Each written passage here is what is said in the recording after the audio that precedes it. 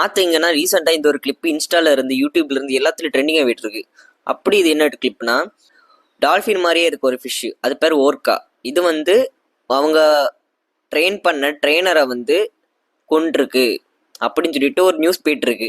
Social media ஃபீட்ல ஒரு கிளிப்பும் வித்தியாசமா இருக்கு. அதுவும் ஒரு கிளிப்லையும் டிஃப்ரெண்டா அந்த ஃபிஷ் வந்து அவங்க ட்ரெயினரை சாகடிக்கிறத அப்படி காமிச்சிட்டு இருக்காங்க.